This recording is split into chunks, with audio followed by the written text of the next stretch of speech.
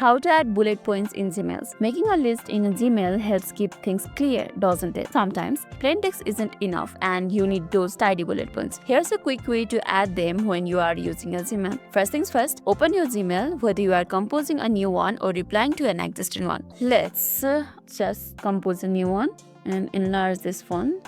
Okay, got it.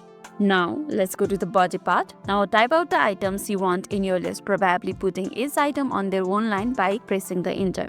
Let me just copy and paste one from here. This is my paragraph. So, it somewhat have a point right over here. So, have you got your list written down? Next, let's delete all others and just take a reference to the points. Okay, and so these are the points I do have. Now, just select it or highlight it like this. Then, simply, you can see a bullet points option right over here. Simply tap on it.